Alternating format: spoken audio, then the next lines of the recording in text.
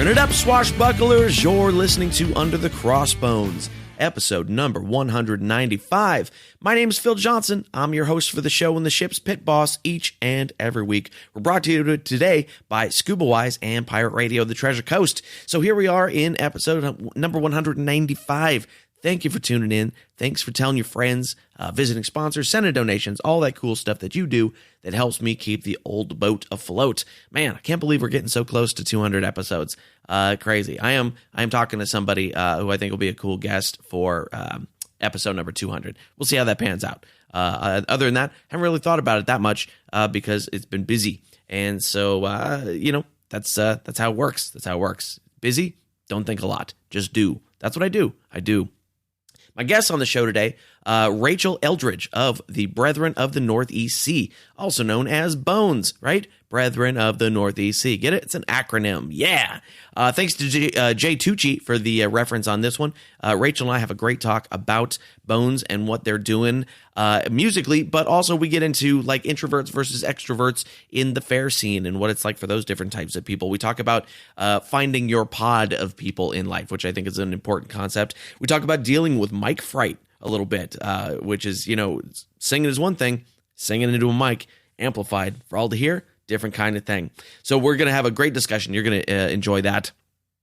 If you're enjoying the show, come join us over on Facebook, facebook.com/Under the Crossbones. On Twitter, we're at Under Crossbones. And of course, make sure that you hit that subscribe button in whatever app you're listening to this show currently, because then you get all the new episodes every Tuesday as soon as they come out. And of course, all the show notes for this episode are at underthecrossbones.com/195.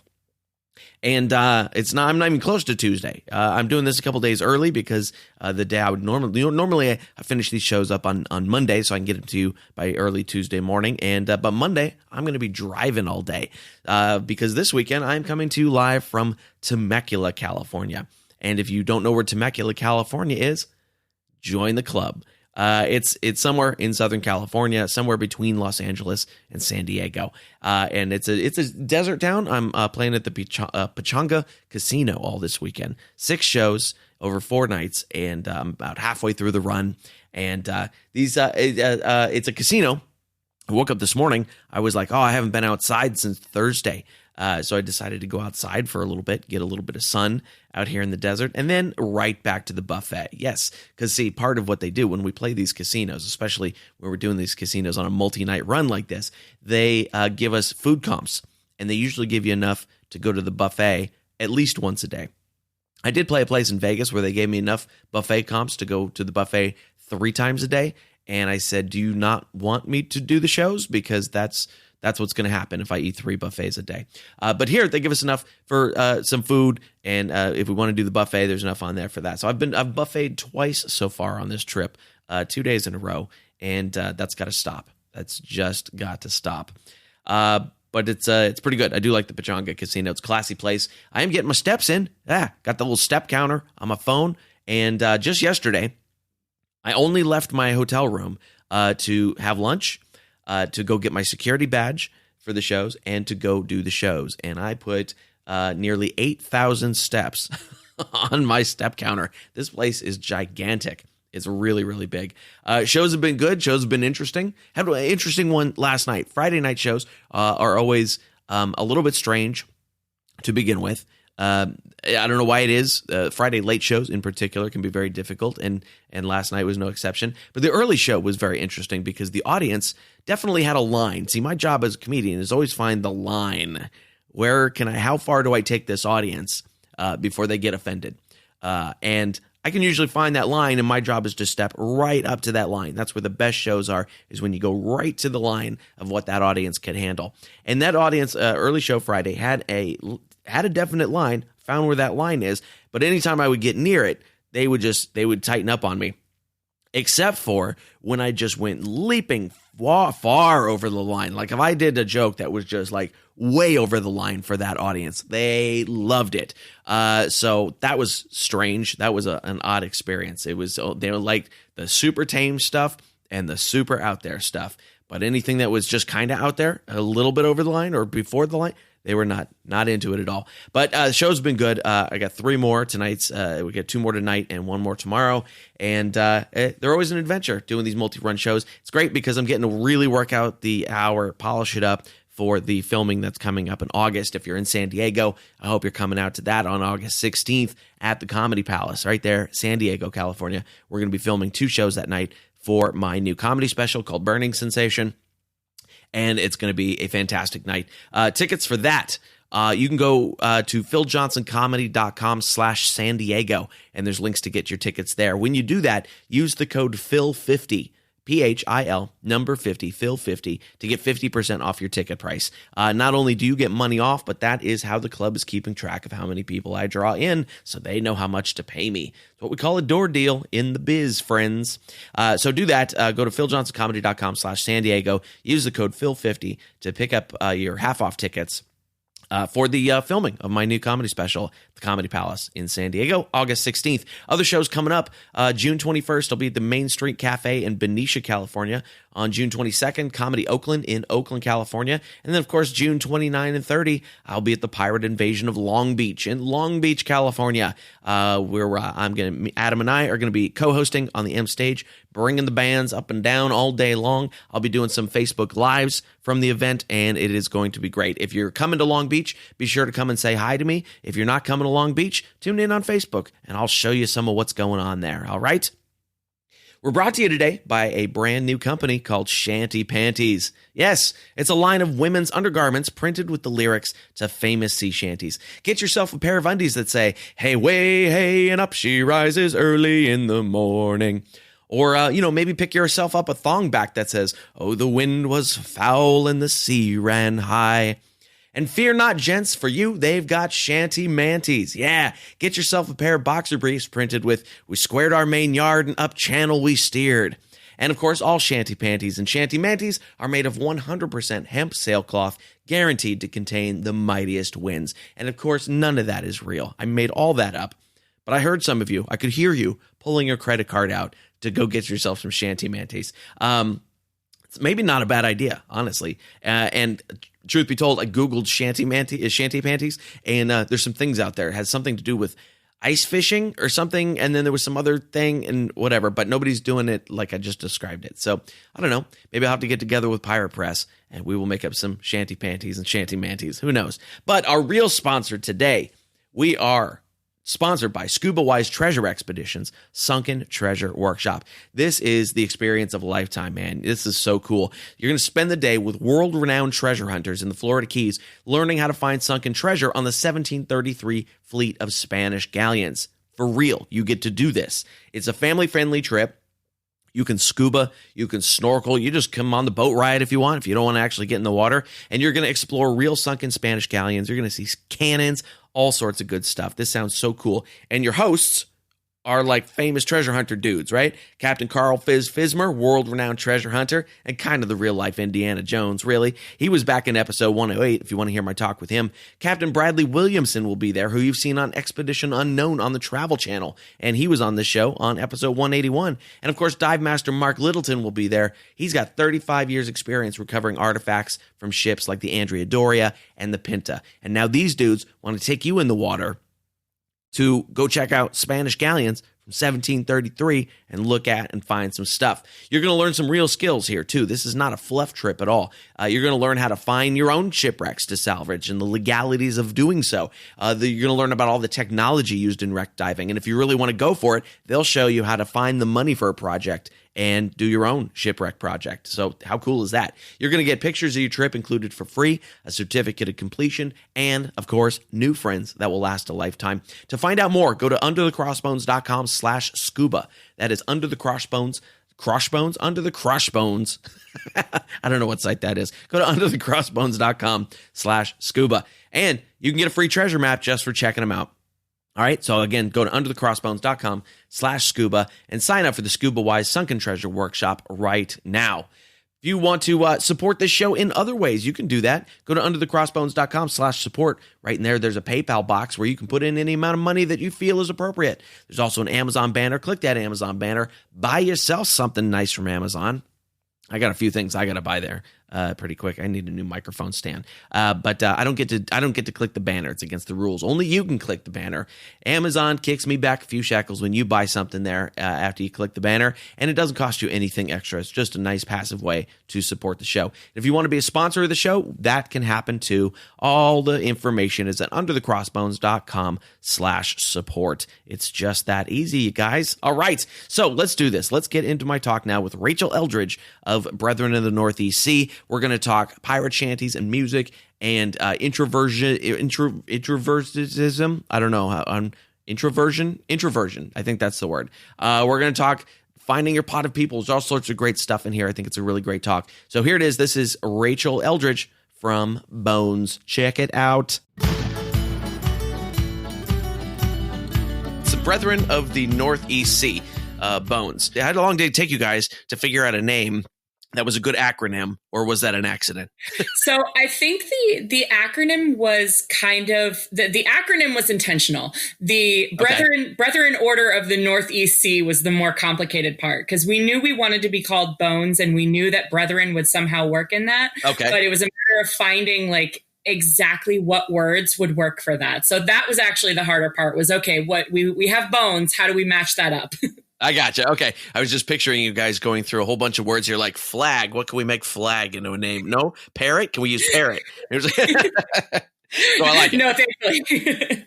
So tell me a little bit about the group and what you guys are doing. So B.O.N.E S has been in existence since about 2011. Prior to that, the folks who kind of put it together, we were all volunteer actors for a local Renaissance fair called King Richard's Fair, which is out in Carver, Mass. Okay. So we all kind of met there. We were part of the volunteer acting group, and we were the pirates. We were on the pirate crew there. And basically we decided, this would be a lot of fun if we got together as a group outside of King Richard's Fair and tried to do other Renaissance festivals. Like, would other Renaissance festivals be interested in hiring a bunch of pirates to sing songs? Because we were already doing the singing there. So we all kind of knew and were confident that we could do the singing. So it was like, will other Renaissance fairs also want us to sing? Nice. And so what was the first fair that you guys did outside of that one? So outside of King Richard's Fair, we got our start at the New Hampshire Renaissance Festival, which is a wonderful fair. It was previously located in Kingston. It has since moved to Fremont, and they have been going on for about 15 years. Oh, wow. And they actually just celebrated their 15th year. And one of the original members of B.O.N.E S was already working with them as part of another group, completely separate from Pirates. It was a completely separate thing. So they, talked to the owners of the fair, and they said, hey, would you guys be interested in us debuting here and basically putting on our pirate show? And they loved it. We loved doing it.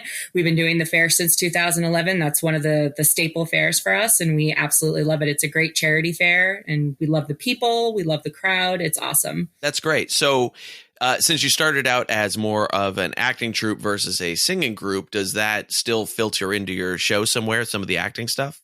Yeah, absolutely. So in addition to singing, we do a little bit of, banter and jokes and silly things on stage. But when we're not performing, because usually we do about 3 30-minute sets, depending on the festival or fair that we're performing at. So when we're not doing that, we're actually walking around on the actual fair site. We're interacting with patrons. We all have our own individual characters that we created and have worked on, ever since we started being pirates. So a lot of our act is, the singing is on stage, but when we're not singing, we're actually walking around and interacting with people and kind of giving the streets of the fair some life, giving people someone to interact with and someone to talk to kind of bring that whole experience of being at a Renaissance fair together. That's interesting. That's a very specific Renaissance fair actor kind of thing, to be able to stay in character and beyond for an entire day, 8-10 hours, whatever it is, and to be able to stay in that character the whole time. Because I know when I get off stage, I'm good for about a half an hour at the merch table, and then please leave me alone for the rest of the night. I have definitely been in that position. And after about 8 hours, you definitely are like, okay, I'm ready to take off these ridiculous clothes and all of these accessories. And I'm ready to just decompress and have a drink and then go to sleep. Yeah, I'm always very impressed by the ability to stay in character for that long. I mean, even film actors don't have to stay in character consistently for 8 hours at a time. So I always find that pretty amazing. It's a lot of fun, and it's definitely a cultivated skill set. You know, when we started at King Richard's Faire, part of their volunteer acting program is they kind of give you the very basic tools to kind of work on your own in the streets and do improv and interact with people.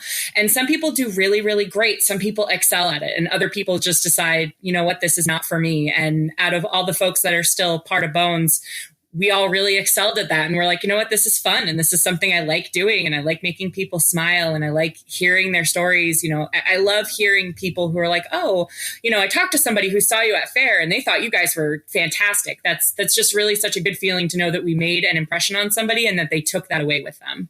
That's great. In terms of those types of gigs, those types of actors, do you find a percentage of introverts versus extroverts? That is, because I know among comedians and musicians, so many introverts. I would say 85% introverts, which is why we're leave us alone once we get off stage. But do you find those types of Ren Fair actors to be more extroverted people naturally, or no? It depends on the person. Renaissance people who act or you know, are artisans and sell things at fairs, they're definitely, at least from what I've noticed, they're kind of the kids that were the oddballs in high school. They liked the weird things. They didn't necessarily have a large group of friends, but Sure. The friends that they did have, they were like really close to, and they all had something in common. So I've definitely met some very, very extroverted people at Faire that I'm just like, you need to turn that off for 5 seconds if you're going to talk to me, because that is way too much happiness right now and loud and just everything. But I tend to find that it's definitely more the introverted or like the weird drama kids or the weird music kids that didn't really have, like, they weren't part of the popular crowd. They didn't really have a lot of friends. They didn't really, you know, do a lot of like the standard sports and trendy things. It's definitely a mix. It's definitely a balance. Sure. Okay. Interesting. Yeah. And I can certainly raise my hand in that latter group. That was me for sure. You don't play football and be the popular kid and do a pirate podcast. That's not in the cards. Yeah. No, I mean, I definitely prefer the podcast person. I will definitely say I was never much of a sports person myself. So let's go back in your story a little bit. Where did you grow up and how did you get into the Renaissance Fair scene? So I was born in Massachusetts, and then when I was 2, we moved down south, and I lived down south for probably most of my adolescent, like my childhood to adolescent. My mom moved us back up to Massachusetts shortly after my grandfather died. So I was 13 or 14 because she wanted to be close to my grandmother and make sure that my grandmother was able to, you know, stay in her childhood, you know, home her whole life. And probably, I think I was 18 or 19. Somebody that I was friends with had another friend who worked at King Richard's Faire. And she was like, hey, I think this is something you would really like. I think you would really get along with this person. And I was like, I don't know. That sounds like a very large group of people. And I don't know if I'm all about that. And you're also talking about something out in the woods where there are bugs. I am also not all about that. And I went with her. And I have to say, I walked onto that fair site and I felt like I was home. It was the strangest sensation of just being like, my song has been sung. These are my people. So probably that year I went 3 more times. And the following year I started dressing up. I was going more frequently. And then the year after that, I was a performer on the volunteer cast, and the rest is history. That's cool. So my first question, which part of the South were you growing up in as a kid? So for the first 2 years, I think from like 2 to 4, I lived in a place called Zebulon, North Carolina, Okay. which when my mom told me that when I was much older, I'm like, that's a really real place. You're not making that up. And then for the rest of the time that we were down there, we lived in Newport News, Virginia. Oh, okay. All right. I gotcha. Yep. Cozy's Comedy Club is in Newport News. That's how I know all the countries. Which club is there? No, that makes perfect sense. So then when you get to the Renaissance Fair, you find your pod of people. That makes sense. Were you into the, like, that time period stuff, the history stuff, the fantasy novel kind of lifestyle at all when you were younger? Or was that a surprise to you? No, I was very much a, Labyrinth, Dark Crystal, Princess Bride, Harry Potter. I was very much a fantasy and history kind of person growing. And, for whatever reason, I know there are Renaissance festivals in the South, but for whatever reason, that was just never something, in high school, at least down South, I hung out with a lot of kids who are like into anime and stuff like that. So I never really was part of a crowd when I lived down South that was into Renaissance festivals. And then when I moved up here, it was like a whole new world opened up. And I was like, oh my God, where have these people been all my life? What do you mean there are Renaissance fairs down South? How could nobody have told me? Yeah, that's great. So as you start to get together with this group of people, how does it become a focus on singing over the acting? So when we were all part of King Richard's Faire, one of the things that King Richard's Faire does is, in addition to kind of training you to be a street act and basically to interact with patrons, they do small singing shows with the volunteer actors. And my whole life, I have been a singer. I was always in choir. I was always doing something musical, and I really enjoyed doing it. So that aspect of acting and singing was already kind of there while we were on the volunteer cast. We just took that and went, let's add pirates to it and go somewhere else. This sounds amazing. Okay. Nice. Now, as far as the repertoire that you guys do, I was watching some of your videos this morning. It's really great stuff. Are you mostly doing traditional sea shanty kind of stuff? Or are you writing any original material to slip in there? So prior to 2018, we did have a couple of folks on the crew that did original music, but it's not really our focus. We kind of tend to be more, some of the traditional sea shanties. We're also looking into doing some covers of some like newer music by Gaelic Storm and things like that. It's definitely, we went through a kind of a reorganization and restructure recently. So we're definitely looking to add some more music to our portfolio, but I don't know if a lot of it's going to be original music. Okay. Interesting. And so do you have, what's your criteria for adding new songs to your set list or considering them in the first place? We generally want it to be something that's kind of sea shanty or pirate themed, or something that can sound like it is. Like there's actually some modern songs that if you really sit down and listen to them, you're like, I could picture a pirate sitting in a bar singing this. I totally could do that. Yeah. So ultimately it's okay. Is this music, if it's traditional, we're looking at, is it a sea shanty? Does it mention the Navy? Does it mention the sea? Does it mention sailing, or fighting and sailing? And if it's more modern, or drinking. That's my husband is in the room with me, and he just made the drinking motion, and I'm like, oh yeah, of course.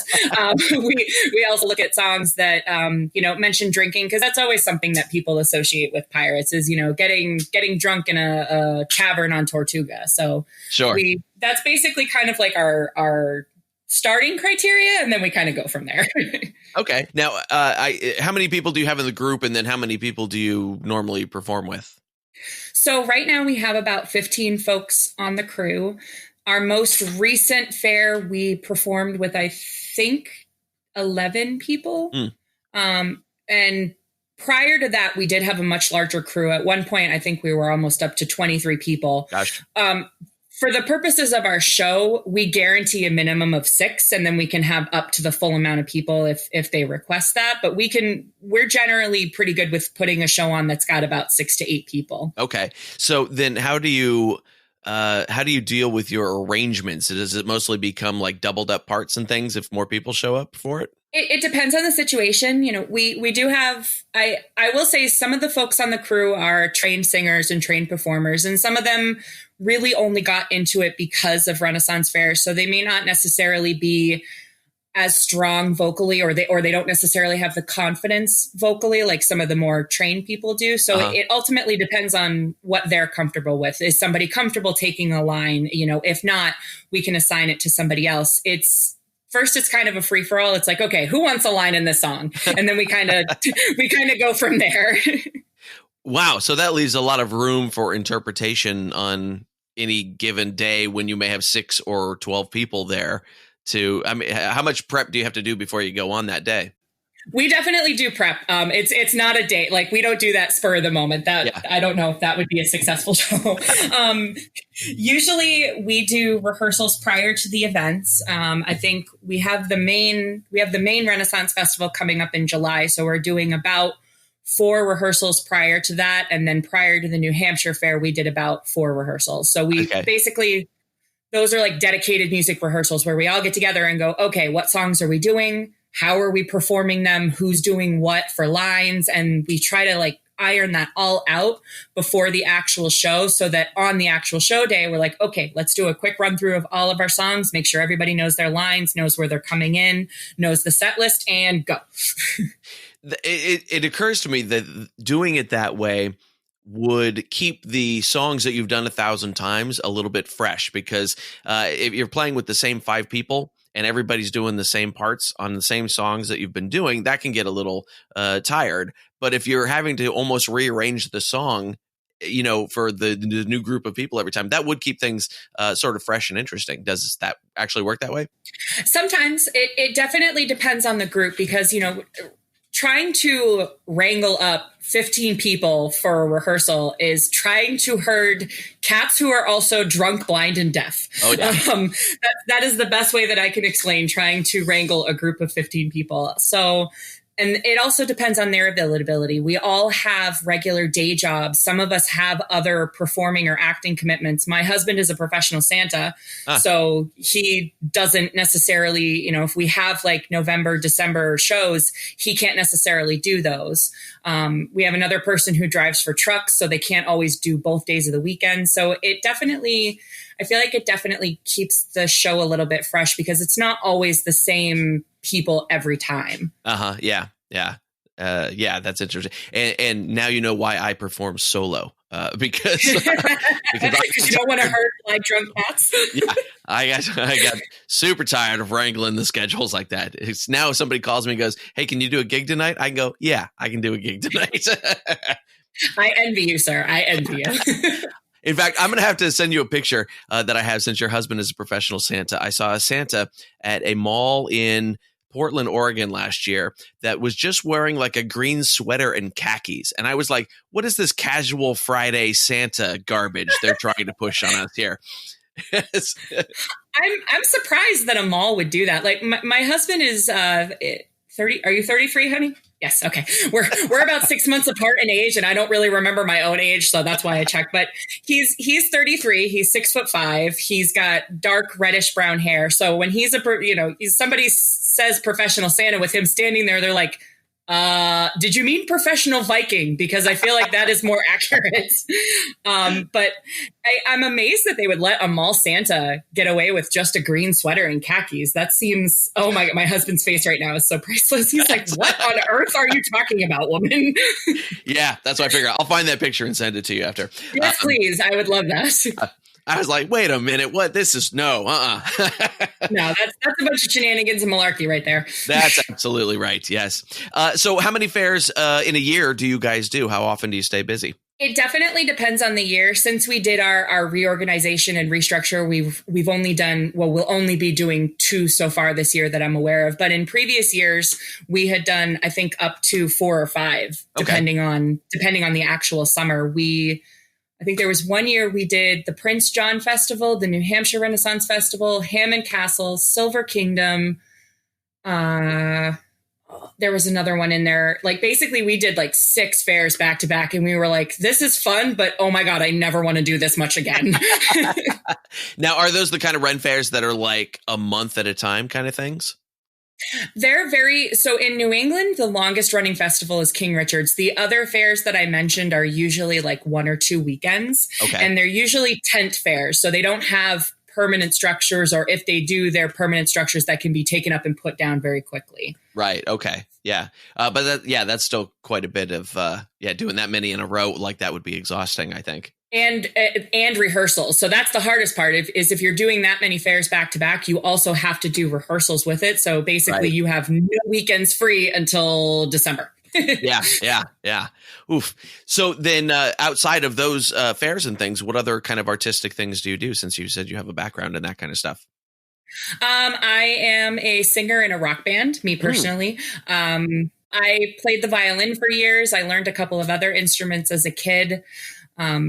Musically, I've always just really been really music based. Like I love music. Music takes me to this amazing place. I love listening to it. I love playing it. I love singing it. It's probably one of my most favorite things to do ever. Nice. What's the name of your rock band? The No Frontman Band. So it's a front woman. Well, no, actually, it's me and a bunch of guys. We all actually work together, which is the funny thing. We joked about having a band name kind of based off our company, but we're like, no, we would probably get sued for copyright infringement. So it's basically there's 5 or 6 of us, and about 4 of us all really like to sing. So we kind of rotate between songs that like we can all switch up who the front man for that song is. Okay, nice. Basically give everybody a chance to lead a song. Sure, yeah. Oh, that's a good way to go. Yeah. And keeps the egos down because everybody gets a little bit of their own ego spotlight time. Exactly. As soon as I got my first taste of being the lead singer, I was like, oh, hang on a minute. I get it now. Now I see what's going on. See, and it's funny because I love to sing, but I'm actually terrified to sing in public and especially terrified to sing in front of a microphone. Really? Why is that? I was always a very anxious child. And I think I am a very anxious adult. And I love to sing, but I don't like to hear myself. Okay. And when I can hear myself, I'm like, oh my God, I sound like the worst person ever. Who on earth let me sing? Why would you do this? I think a lot of it just comes from really bad teachers.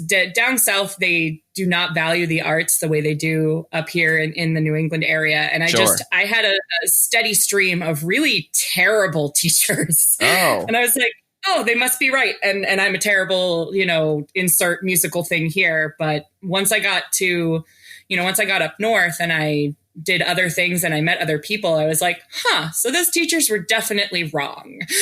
Yeah, that's interesting because is it easier than to sing without a microphone like you would at a Ren Fair? It's definitely, for me personally, I definitely find it easier to sing without a microphone at a Ren Fair, but I still always get a little bit nervous before we go on stage, especially if it's a song that like I have a solo in or I'm leading, like I'm opening the song. I'm always still a little panicky. And I always tell myself in the back of my head, I know this, I can do this, but there's that like 5-minute streak where I'm like, I'm going to throw up and then I'm going to die and then I'm going to go home.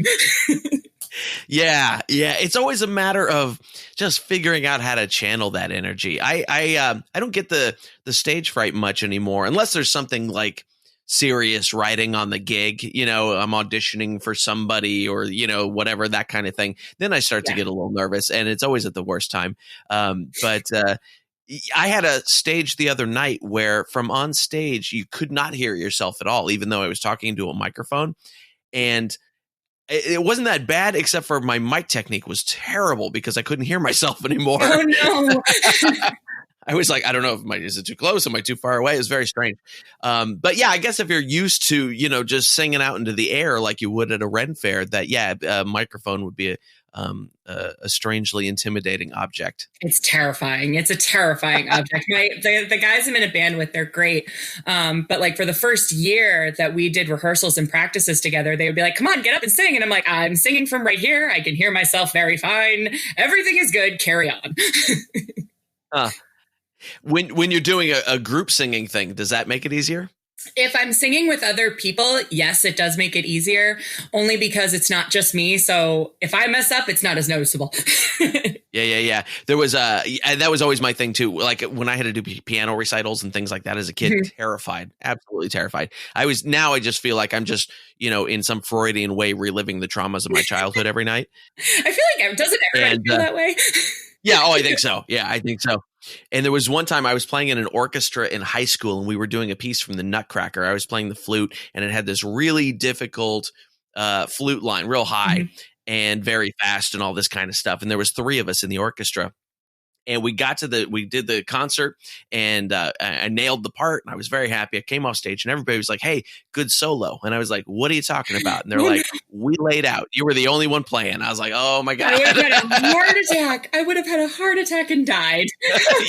Right there on the spot. I was like, Yeah, I mean, I was so glad I didn't know that beforehand because I probably would have blown it. And but I somewhere I still got a recording of that concert, and you can hear the huge orchestra, and then my tiny little flute all by itself.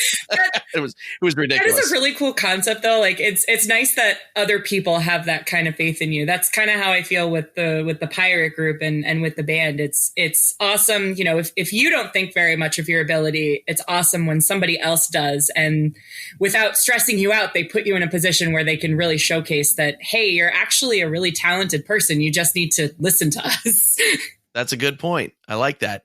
So what does B.O.N.E S have coming up on the calendar? So right now we have the Maine Renaissance Festival in July, and we just did a photo shoot. We did our first really real professional photo shoot with a lovely lady who has her own studio, and she does photos at other Renaissance fairs. So we're looking forward to that because we're going to use that to kind of build our website back up because we shut it off for a while. So we're looking to build that back up. We want to do some promo packets. And right now, as I mentioned previously, we went through like a restructure and a reorganization. So this year was really kind of, let's see what fairs we can get into, and let's really focus on building up our portfolio, building up like a marketing package or something, basically something that we can send out to people to be like, hi, here we are. This is what we do. We would love to do, you know, your show or your event or your venue, what have you.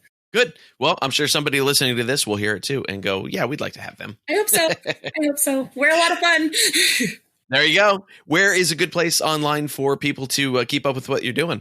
So we do have a Facebook page. It's if you're going on Facebook, you can type Brethren Order of the Northeast Sea, or you can do the @ Shanty Bones. So that's SHANTY Bones, BONES. We also have an Instagram. It's the same thing. It's Shanty_Bones. And we have a YouTube page, which, forgive me, I never ever remember I have it, but I never ever remember like the actual link for the YouTube page. I'm like, yes, it's YouTube. YouTube does that thing where it's a thing. And of course now I can't. Right. Yeah. It. Theirs are always weird. Yeah. Just put the name in the search bar. It'll come up. Yeah. I'm pretty sure we're like the official Shanty Bones on YouTube as well. Okay. Great. Very cool. Very cool. It was really fun. I'm glad you took the time to do this with me today. Yeah, absolutely. Thank you so much for making the time for me. And there it is, friends. That was my talk with Rachel Eldridge from the Brethren of the Northeast Sea. I'm buffet fogged. I'm buffet fogged in my brain, and the tongue is not working right. I better work that out before I got to do 2 shows tonight. Rachel Eldridge from the Brethren of the Northeast Sea. And of course, you can find them on Facebook. It's facebook.com/PG/Shantybones. Yeah, Shanty Bones. And if you just put their name in Google, all sorts of good stuff is going to pop up. Did you hear something you liked, something you wanted to comment on, some place in that conversation there where you wanted to add your 2 doubloons? You can do that. Come join us over on Facebook, facebook.com/underthecrossbones. We'll have a thread there about the episode. You can chime in with your own ship's bell and tell us what you want to say. And we're open to it. Yeah. Show notes for this episode are at underthecrossbones.com/195, and I will include the Santa photo in the show notes there from the Portland Mall Santa thing that I saw. I was a little bit off in my description of the clothes, but I had the gist of it there. So you'll see that picture in the show notes. And I was like, no, what is this? This is wrong. You can't have Santa just in like a sweater and, khakis. That's not how it works. Portland. Get it together, Portland. I want to see better from you this Christmas. We're sponsored today by Pirate Radio The Treasure Coast, WKKC-DB, playing the best music of today's hits and yesterday's classics, and Pirate Radio Talk, playing the best pirate shows, including Under the Crossbones, 24/7, all commercial free. To listen, just go to pirateradiothetreasurecoast.com or pick up the Pirate Radio WKKC-DB app in your favorite app store. That's for the music station. Or if you want to check out the talk station, go to pirateradiotc.com or pick up the Pirate Radio Talk app in your favorite app store. You can also ask your Alexa or Google device to kick it on up for you. You just say, hey, Alexa, play Pirate Radio The Treasure Coast, and she'll be like, what? Here it go. And that's not how Alexa talks, but you get the idea. You can also do it with your Android phones with the Google Assistant. We'll bring up Pirate Radio The Treasure Course. Pirate Radio Buffet Fog. Pirate Radio The Treasure Coast, or Under the Crossbones. It works with the same thing. And it's all brought to you by iTreasure Radio, the very best digital media from independently owned stations at iTreasureRadio.com. Got a free ebook for you. It's Pirates of Panama or Buccaneers of America by Alexander Exquemelin, first published in 1678. Alexander Exquemelin was a doctor who ended up on a ship with Henry Morgan and wrote about his adventures. Might be a good read, because coming up, we're going to be talking some Henry Morgan on the show. And so you might want to jump on that one and give it a read if you have not yet. I got a free ebook version of it for you. Just go to underthecrossbones.com, click the free ebook link, and you can download it right there. And that is our show for today, friends. Thank you once again for tuning in.